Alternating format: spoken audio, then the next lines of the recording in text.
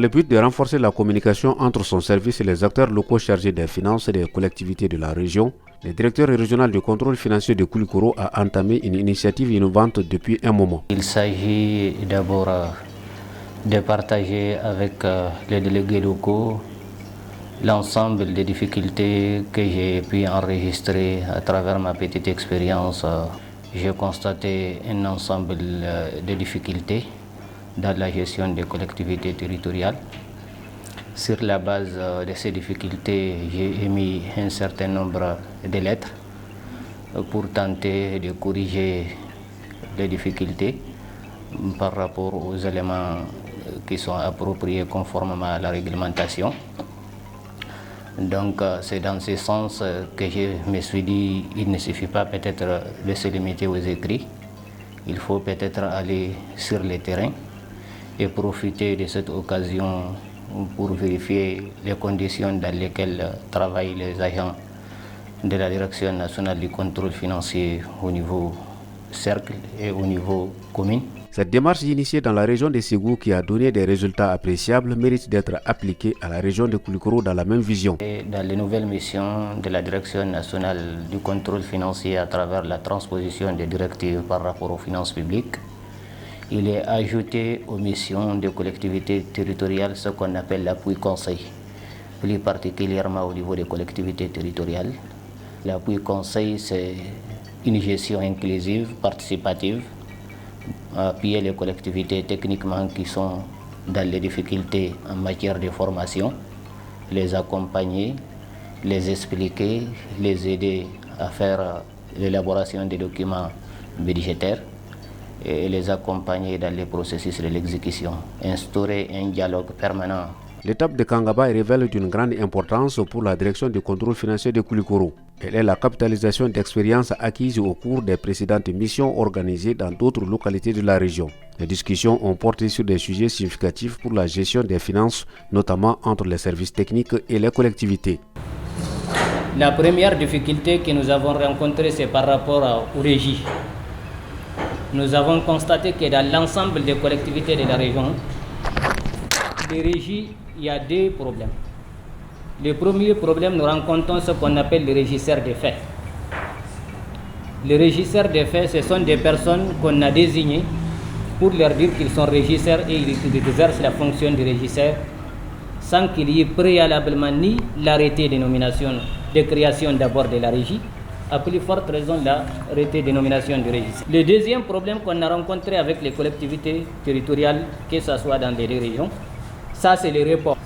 Le report, ce qui est prévu à la fin de l'exercice budgétaire, au 31 décembre, tous les investissements qui n'ont pas pu être exécutés sur l'exercice en cours feront l'objet de reports sur l'exercice prochain sur la base d'un état récapitulatif du report. Autre difficulté, ça c'est par rapport à la comptabilité matière. Nous constatons cruellement que les collectivités ne respectent pas la comptabilité matière. Les codes des collectivités territoriales renvoient l'ensemble des collectivités territoriales à la comptabilité matière de l'État jusqu'à nouvelle disposition contraire. C'est-à-dire, tant que vous n'avez pas un décret qui crée votre propre comptabilité matière, vous vous adossez sur les décrets sur la comptabilité matière de l'État. Le dernier point, ça c'est par rapport à la fiscalisation des écoles privées. Cela veut dire que nous avons constaté que malgré la subvention de l'État pour les écoles privées ne payent pas les impôts pour l'État. Certes, les écoles privées parlent d'un moratoire qui leur est accordé par le ministère de l'économie et des finances. Donc cette année ici dans la région de Koulikoro, nous avons pris l'initiative de leur accorder la première tranche de leur subvention pour pouvoir faire face à la régularité de leurs impôts, à la régularisation de leurs impôts. Et enfin, dans la lettre, on l'a précisé que la deuxième tranche sera conditionnée à la présentation de l'ensemble des pièces fiscales, à savoir les quitus l'attestation de déclaration mensuelle de la TVA et les NIF. Les différentes interventions du directeur ont suscité un vif intérêt au cours des échanges et a provoqué des réactions chez les participants. Au terme de la journée d'échange, les participants ont exprimé leur satisfaction. Toute une première depuis que je suis là, depuis 2006. On n'a jamais reçu un directeur régional du contrôle financier au niveau de Kangaba. Bon, nous avons reçu des informations que nous, on ne connaissait pas. Bon, ça va beaucoup apporter des changements vraiment sur le travail. Nous sommes très fiers et très heureux de vous avoir reçu ce jour, ce lundi, pour partager avec vous toutes les problématiques liées, n'est-ce pas, à la bonne gestion. Et je sais que les secrétaires généraux qui sont là, les régisseurs qui sont là, chacun a fait la bonne école maintenant et chacun se fera le devoir de bien appliquer les conseils que le directeur nous a donnés. Pour les établissements privés, avant, les établissements privés pensaient qu'ils ne devraient pas payer les impôts. Mais maintenant, à Kangaba, quand même, cette année, il y a beaucoup d'écoles privées qui ont commencé à payer leurs impôts. Parce que à cette période-là, il y a le paiement des frais scolaires et puis et les demi-bourses. Donc il y a le paiement de ça. Donc le directeur a exigé à tout le monde d'être en règle pour le paiement des impôts. D'abord que la présence massive des secrétaires généraux, des régisseurs, des maires et le président du conseil de l'ensemble du secteur dans la grande salle de conférence du conseil de STEC.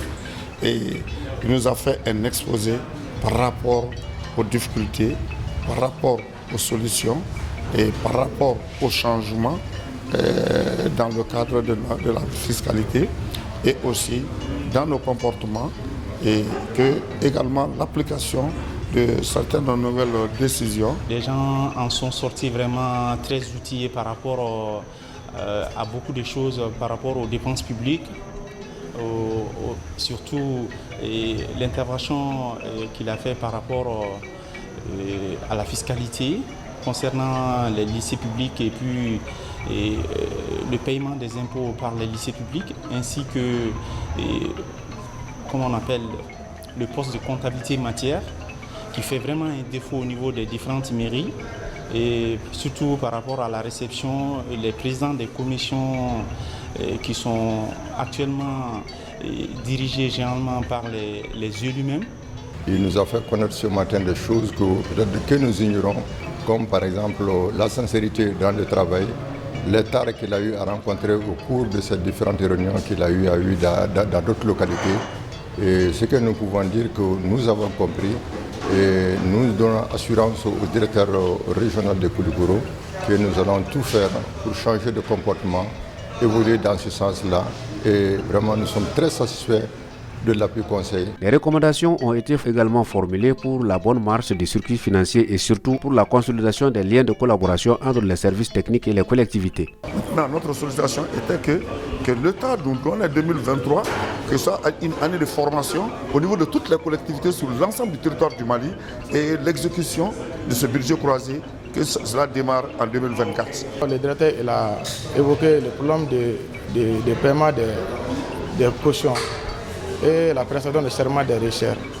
Donc nous demandons à toutes les collectivités du cercle de Kangaba de payer les cautions des richeurs et puis fassent leur prestation de serment. Si au niveau local, cette initiative novatrice du directeur régional du contrôle financier a été vivement appréciée par les acteurs des finances, il n'en demeure pas moins au niveau de la région. Les résultats de l'action ne se sont pas fait attendre.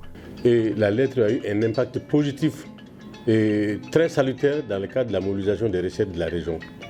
Puisque les écoles, comme vous le dites, les écoles, depuis un certain temps, ne payaient pas suffisamment d'impôts. On avait trouvé un moyen d'alléger certaines tâches. Mais même quand cette restriction a été levée, les écoles ont continué à ne pas payer. Donc la lettre du directeur du contrôle financier vraiment est venue à point nommé et ça nous a vraiment aidé dans le cadre de la mobilisation des recettes au niveau des écoles. Et beaucoup d'écoles, à cause de cette lettre, beaucoup d'écoles ont vraiment se sont acquittées, même si c'est bon an mal an, quoi. La lettre a eu un impact de plus de plus de 100 millions à Koulikoro ici et plus de 200 millions à Kati. Sinon, la lettre vraiment, entre Koulikoro et Kati déjà, ça fait plus de 300 millions de recouvrés. Je conseille aux autres services de nous assister, de nous accompagner.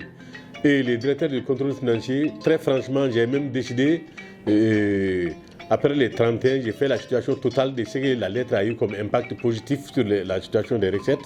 Et je vais lui adresser une lettre de remerciement et de félicitations pour son bon travail. La démarche du directeur du contrôle financier est la bienvenue pour moi. C'est qu'à travers ces actions, les contribuables sont obligés, comme les textes le disent, à s'acquitter de leurs obligations fiscales. Pour l'une des rares fois, lui, il est venu, il a appliqué à la lettre ce que les textes disent et les retombées fiscales sont très très visibles à notre niveau. Et nous savons que si ça continue comme ça, c'est l'administration fiscale qui va se frotter les mains. Nous félicitons les directeurs et nous souhaitons de tout notre cœur, de tous nos vies, que cela puisse continuer. Les responsables locaux d'autres localités visitées par l'équipe de la direction, joints par nos soins, ont manifesté les mêmes degrés de satisfaction. Ils ont par ailleurs souligné que ces échanges ont déjà produit des effets positifs dans la gestion des affaires financières.